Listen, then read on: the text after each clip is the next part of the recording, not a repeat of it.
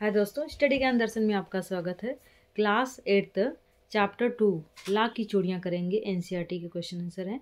तो इसमें है जो कि पहला प्रश्न है, बचपन में लेखक अपने मामा के गांव में चाव से क्यों जाता था। बहुत चाव से, उसको बहुत पसंद था और मामा के गांव में बार बार जाता था। जब भी हम गांव में जाते हैं मामा के, वहाँ कुछ खास रहता है और बहुत अच्छा लगता है। तो इस तरीके से लेखक जो है मामा के गांव जाता था और बदलू मामा को मामा न कहकर बदलू काका कहता था। ऐसा क्यों कहता था वो? उत्तर है इसमें, बचपन में लेखक अपने मामा के गांव चाव से, खुशी से इसीलिए जाता था क्योंकि लेखक के मामा के गांव में लाख की चूड़ियाँ बनती थी और बनाने का वाला जो कारीगर था वो बदलू काका ही था। लेखक को बदलू काका से अत्यधिक लगाव था। लेखक जो है बदलू काका से बहुत लगाव था, बहुत प्रेम था और अक्सर बदलू काका के घर जाकर लेखक बैठता भी था। वह लेखक को ढेर सारी लाख की रंग बिरंगी गोलियां देता था। बच्चों को वैसे भी रंग बिरंगी कांच की गोलियां बहुत पसंद होती है, तो वैसे लेखक को भी बहुत पसंद थी। इसीलिए लेखक अपने मामा के गांव चाव से बहुत जाता था। गांव के सभी लोग बदलू को बदलू काका कहकर बुलाते थे।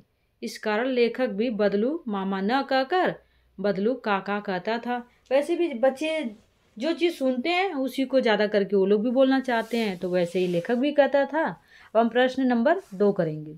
इसमें प्रश्न 2 है, इसमें वस्तु विनिमय क्या है। वस्तु विनिमय क्या है, विनिमय की प्रचलित पद्धति क्या है, मतलब वस्तु विनिमय क्या होती है। इसमें उत्तर है, वस्तु विनिमय में एक वस्तु को दूसरी वस्तु देकर लिया जाता है। पहले के ज़माने में एक वस्तु देना और दूसरी वस्तु को खरीदना ऐसा था, पर अब ऐसा नहीं है।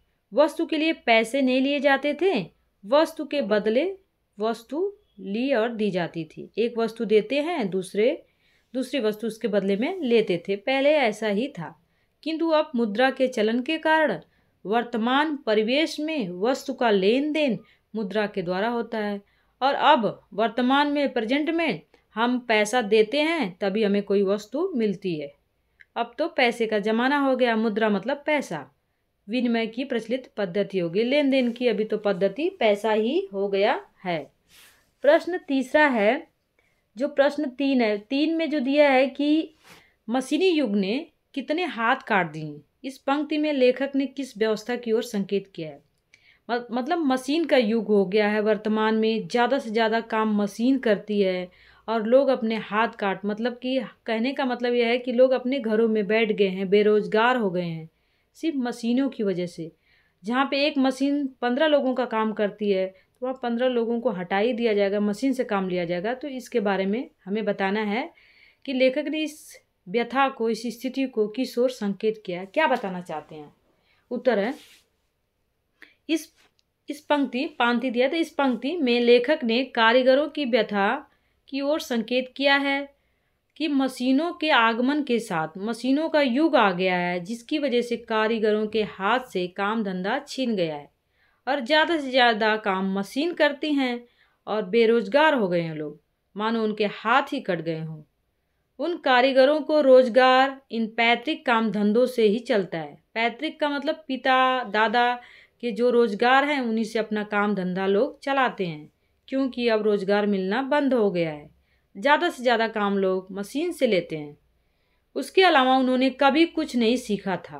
वे पीढ़ी दर पीढ़ी अपनी ही कला को बढ़ाते चले गए। जो घर में कुटीर उद्योग, छोटे छोटे उद्योग धंधे होते थे, उसी से अपना रोजी रोटी लोग चलाते थे। जैसे बदलू चूड़ियाँ बनाता था और साथ में रोजी रोटी भी चलता उनका, परंतु मशीनी युग ने उनकी रोजी रोटी पर वार किया, मतलब उनका रोजी रोटी छीन लिया है। मशीनों ने लोगों को बेरोजगार बना दिया है। मशीनों की वजह से लोगों को काम धंधा मिलना बंद हो गया है और मशीन युग आने की वजह से लोग काफ़ी परेशान रहते हैं कि हमारा काम कैसे चलेगा। बदलू के मन में ऐसी कौन सी व्यथा थी जो लेखक से छिपी न रह सकी।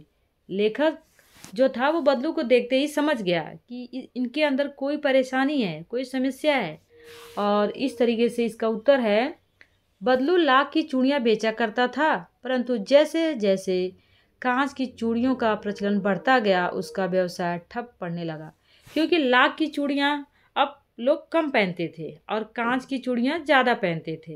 तो धीरे धीरे बदलू का व्यवसाय जो था, जो रोजगार था, जो चूड़ियाँ बनाता था, वह बिकना बंद होने लगा और उसे पैसों की अब समस्याएं होने लगी। बदलू को अपने व्यवसाय की यह दुर्दशा बदलू को मन ही मन कटौती, मतलब अंदर ही अंदर खाती थी, उसको टेंशन होती थी, चिंता होती थी, कचोटती थी। कचोटती थी मतलब अंदर अंदर ही कोई व्यक्ति जो है बहुत चिंतित रहता है, दुख में रहता है। तो बदलू के मन में इस बात की व्यथा थी कि मशीन युग के प्रभाव स्वरूप उसे, जैसे उनके अनेक कारीगरों के बेरोजगारी उपेक्षा का शिकार होना पड़ा। सभी बेरोजगार धीरे धीरे होने लगे और सभी लोग मशीनों से बनी हुई चीज़ों को पहनने लगे, इस्तेमाल करने लगे। जैसे चूड़ियाँ हो गई, कपड़े हो गए, तमाम चीज़ें जो मशीनों से बनी होती थी लोग ज़्यादा पसंद करने लगे। कारीगरी की कद्र न करके दिखावटी चमक पर अधिक लोग ध्यान देने लगे। मतलब बहुत ज़्यादा कारीगरी से, हाथ से बनाई हुई चीज़ें न पसंद करके मशीन की बनी हुई चीज़ों की, चमक धमक की लोग ज़्यादा कद्र करते थे, इज्जत करते थे और उसको ही खरीदते भी थे। यह व्यथा लेखक से छिपी न रह सकी। लेखक समझ गया कि बदलू काका का रोजगार छिन गया है, इसीलिए बदलू काका चिंता में हैं। इसमें जो है अगला 5वां प्रश्न है, मशीनी युग से बदलू के जीवन में क्या बदलाव आया। मशीनी युग से बदलू के जीवन में यह बदलाव आता है कि जीवन में यह बदलाव, बदलू के व्यवसाय बंद हो गया, बदलू बेरोजगार हो गया और काम न करने से उसका शरीर भी ढल हो गया, ढीला हो गया, बूढ़ा हो गया। उसके हाथों पे, उसके माथे पर नसें जो होती हैं वो उभर गई थीं और वह अब बीमार रहने लगा था, वह दुखी रहने लगा था। क्योंकि किसी का भी रोजगार छिन जाए तो वो इंसान दुखी ही रहता है। प्रश्न है इसमें 6, लाख की वस्तुओं का निर्माण भारत के किन किन राज्यों में होता है। लाख से चूड़ियों के अतिरिक्त क्या क्या चीज़ें बनती हैं, इसके बारे में हम पढ़ेंगे कि लाख से क्या क्या चीज़ें बनाई जाती हैं और क्या क्या चीज़ें बनती हैं। लाख की वस्तुओं का निर्माण सर्वाधिक उत्तर प्रदेश में होता है। सबसे ज़्यादा लाख की जो चीज़ें बनती हैं वह उत्तर भारत में बनती हैं। लाख से चूड़ियाँ बनती हैं, मूर्तियाँ बनती हैं और छोटे छोटे गोलियाँ भी बनती हैं। सजावटी सामान जो है, घर को सजाने के सामानें हैं, वस्तुओं का निर्माण है, ये सब लाख से बनता है। अब हम करेंगे भाषा की बात, ध्यान से समझेंगे हम इसको। बदलू को किसी बात से चिढ़ थी तो कांच की चूड़ियों से, और बदलू स्वयं कहता है जो सुंदरता कांच की चूड़ियों में होती है वह लाख में कहाँ संभव है। ये पंक्तियाँ बदलू की 2 प्रकार की मनोदशाओं को सामने लाती है। दूसरी पंक्ति में उसके मन की पीड़ा है, उसमें व्यंग भी है। हारे हुए मन से दुखी होकर बेचारा कहता है कि सामान्य नहीं होते, कुछ व्यंग वाक्यों को ध्यानपूर्वक समझकर एकत्र कीजिए। यहाँ पे ध्यान देना है कि यहाँ पे जो है हारे हुए मन से या दुखी मन से व्यंग से बोले गए, कुछ व्यंग से बोले गए हैं और कुछ वाक्यों के अर्थ सामान्य नहीं है।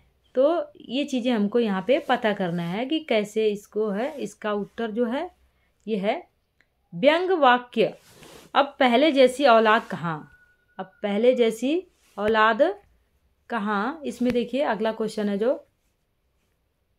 हाँ उत्तर है इसका, अब पहले जैसी औलाद कहाँ। व्याख्या है इसका, आजकल किसी भी बुजुर्ग के मुख से आमतौर पर यह सुनने को मिलता है कि जिसमें उनके हृदय में छिपा दुख और व्यंग देखने को मिलता है। उनका मानना है कि आजकल की संतान बुजुर्गों को अधिक सम्मान नहीं देती।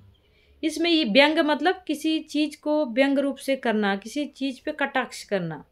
तो इसमें यही कहा गया है कि आजकल की जो पीढ़ी है वर्तमान की, वह बुजुर्गों को सम्मान नहीं देती, बूढ़ों को सम्मान नहीं देती, उनको इज्जत नहीं देती, ऐसा कहा गया है। अगला है इसमें प्रश्न जो 2 है, भाषा की बात का प्रश्न 2, बदलू कहानी की दृष्टि से पात्र है और भाषा की बात व्याकरण की दृष्टि से संज्ञा है। किसी भी व्यक्ति, स्थान, वस्तु, विचार अथवा भाव को संज्ञा कहते हैं। संज्ञा को 3 भेदों में बांटा गया है। व्यक्तिवाचक संज्ञा जैसे लला, रज्जो, आम, कांच, गाय इत्यादि, व्यक्तिवाचक संज्ञा। इसके बाद इसमें अगला है, इसका उत्तर दिया इधर, ये तो प्रश्न ही है। अब यहाँ पे उत्तर है इसका। उत्तर है इसका व्यक्तिवाचक संज्ञा बदलू, बेलन, मचिया। जातिवाचक संज्ञा जो है आदमी, मकान, शहर, लड़का, लड़की, ये सभी हो सकता है जातिवाचक में। भाववाचक में स्वभाव, रुचि, व्यथा, बुरा, अच्छा, ये सब हो सकता है भाववाचक में। ध्यान देना है। प्रश्न नंबर 3, गांव की बोली में कई शब्दों के उच्चारण बदल जाते हैं। गांव की बोलियां थोड़ा अलग होती हैं। बदलू वक्त समय को वक्त व उम्र व आयु को उम्र कहता है। इस तरह के अन्य शब्दों को खोजिए जिनके रूप में परिवर्तन हुआ हो, अर्थ में नहीं। जैसे इंसान, इंसान तो मनुष्य को ही कहते हैं, मनुष्य ही इंसान है ना, मनुष्य जो है वह इंसान है। तो किस तरीके से इसमें मनुष्य को इंसान है। और इसके बाद रंज मतलब दुख, गम मतलब मायूसी, और जिंदगी मतलब जीवन होता है। तो इस तरीके से इसमें दिया गया है। औलाद मतलब संतान होती है। तो ये हमारा ये जो है पूरा जो भाषा की बात प्रश्न 3 खत्म हो गया। अब थोड़ी सा मैं आपको समरी बता देती हूँ कि इस पार्ट में जो है लाख की चूड़ियों का धंधा बदलू करते हैं, और बदलू लेखक के मामा के गांव में रहते हैं, और लेखक बड़े चाव से अपने मामा के गांव जाता था, और बच्चे जो है बदलू को काका कहते थे। तो बदलू को मामा कहना चाहिए था, लेकिन मामा ना कहकर वो भी काका ही कहता था। और बदलू जो था वह चूड़ियाँ बनाने का कार्य करता था। उसी का जीवन इसी से चलता था। बदलू उसे सुंदर सुंदर लाख की गोलियां बनाकर लेखक को देता था। लेखक बहुत ज़्यादा खुश होता था। वह गांव में एक पुराने नीम के पेड़ के नीचे बैठकर लाख की सुंदर सुंदर चूड़ियां बनाता था, और वहीं पे जाकर एक मचिया पर लेखक बैठकर अच्छे से देखता था। फिर इसके बाद जब लेखक बैठता था बातें करता था, तो उसके खाने के लिए 2-4 आम देता था बदलू।